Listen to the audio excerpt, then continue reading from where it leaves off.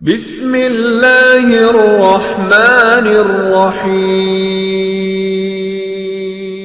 اور اللہ نے انہیں تولد کے بعد، پیدا ہونے کے بعد انہیں قوت گویائی بھی دی، انہوں نے کلام بھی کیا، اور ان کے معجزات مریضوں کو شفا دینے کا، کوئی کوڑی ہو، کوئی مرض کا شکار ہو جسمانی، اس پر ہاتھ پھیرنا اور اللہ کی توفیق سے اس کا شفا یاب ہو جانا، بلکہ مردوں کو زندہ کرنا، یہ بھی آپ کے معجزات میں شامل ہے۔ سب اللہ کی توفیق، اس کے اذن اور اسی کے امر سے ہے۔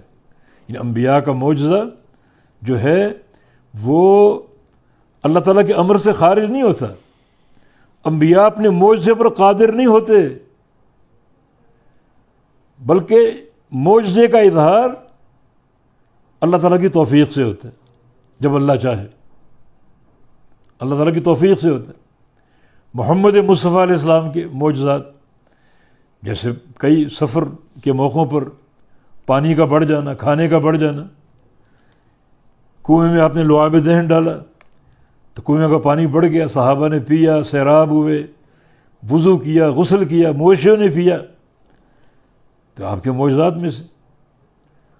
اور یہی آپ کی بیٹی فاطمہ نے آپ سے کہا کہ دور سے پانی لانا پڑتا ہے، مجھے خادم دے دیں، تو آپ نے یہ کیوں نہ فرمایا کہ تیرے گھر میں معجزہ موجود ہے، تو پانی کا برتن یا جو بھی ہے میرے پاس لا، پانی بڑھ جائے گا۔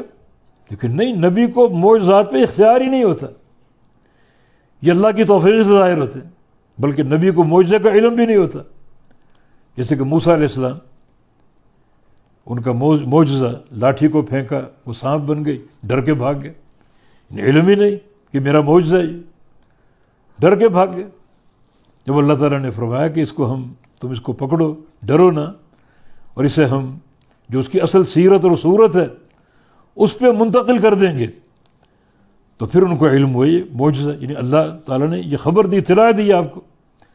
تو معجزات کا معاملہ سارا اللہ کے سپرد ہے، اللہ کے امر سے صادر ہوتے ہیں معجزات، اور جب اللہ چاہتا ہے تب صادر ہوتے ہیں۔